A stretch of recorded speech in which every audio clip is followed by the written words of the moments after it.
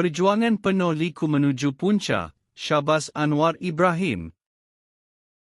Anwar Ibrahim dilahirkan pada 10 Ogos 1947 di Ceruk Tok Kun, Bukit Mertajam, Pulau Pinang. 1. Anwar bermaksud bercahaya. Bapanya ialah Dato' Haji Ibrahim Abdul Rahman ialah bekas ahli parlimen dan setiausaha parlimen Kementerian Kesihatan. Manakala ibunya ialah Cik Yan Abdul Hamid Hussein ialah ahli pidato pergerakan wanita UMNO. Semasa kecil, beliau sering dibawa ke majlis-majlis ceramah wanita. Pada 26 Februari 1980, beliau berkahwin dengan Datin Sri Dr. Wan Azizah Dato' Ismail, seorang penuntut Royal College of Surgeons, Dublin, Ireland yang kemudiannya bertugas di klinik mata di Hospital University, Petaling Jaya. Perkahwinannya dengan Datin Sri Wan Azizah dikurniakan seramai 6 cahaya mata. Anak sulungnya, Nurul Izzah pernah dilantik sebagai ahli Parlimen Lembah Pantai, Kuala Lumpur dan Permatang Pao, Pulau Pinang. Semasa kecil, beliau bersekolah rendah di Bukit Mertajam Boys School, Bukit Mertajam, Pulau Pinang. Kemudian, beliau meneruskan pengajian persekolahan menengahnya di Maktab Melayu Kuala Kangsar, MCKK, dari tahun 1960 hingga 1966. Semasa di MCKK, beliau aktif dalam Persatuan Bahasa Melayu dan menjadi wakil pemidato sekolahnya. Beliau juga pernah dilantik sebagai ketua pengawas MCKK. Beliau juga mengenali Sanusi Junid, Kamaruddin Jaafar dan Yahya Ahmad. Selepas itu pada 1967, beliau melanjutkan pelajaran tinggi di Universiti Malaya dalam pengajian Melayu, Sastra. Dato' Seri Anwar bin Ibrahim, lahir 10 Ogos 1947, merupakan Perdana Menteri Malaysia yang ke-10.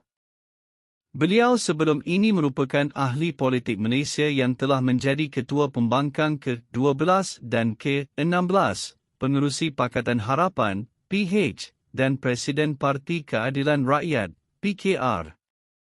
Beliau telah bertugas sebagai ahli Parlimen Port Dickson dari Oktober 2018 hingga November 2022 dan Permatang Pao dari Mac 1982 hingga April 1999 dan sekali lagi dari Ogos 2008 hingga Mac 2015.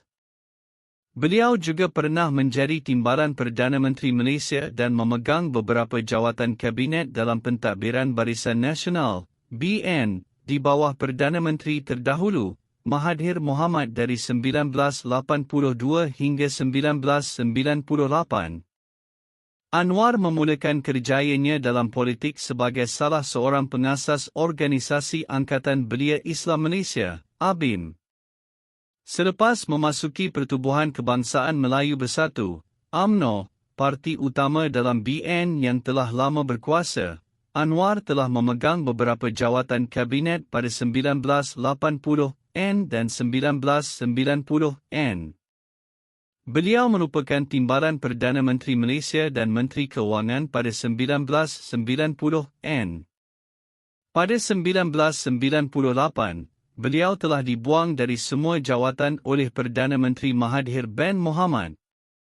Beliau kembali sebagai Ketua Pembangkang dari tahun 2008 hingga 2015 dan menyatukan Parti Pembangkang menjadi Pakatan Rakyat, PR, yang gagal memenangi pilihan raya umum 2008 dan 2013. Beliau menolak keputusan pilihan raya tersebut dan memimpin sebuah protes menentang keputusan tersebut. Pada 2014, usaha Anwar untuk menjadi Ketua Menteri Selangor dalam langkah kajang telah menyebabkan sebuah krisis politik selama 9 bulan, yang berakhir apabila beliau dihukum penjara selama 5 tahun lagi selepas mendapat tuduhan sodomi kedua pada 2015. Walaupun masih berada di penjara, Anwar kembali berganding dengan Mahathir Mohamad dalam gabungan pembangkang Pakatan Harapan dalam ketiadaannya yang kemudiannya menang dalam pilihan raya umum 2018. Mahathir telah mengumumkan sebuah rancangan bagi Anwar untuk mengambil alih daripada dirinya sendiri sebagai Perdana Menteri selepas tempoh peralihan yang tidak ditetapkan. Anwar telah mendapat pengampunan diraja daripada Yang di-Pertuan Agong, Sultan Muhammad Kelima dan telah dibebaskan daripada penjara.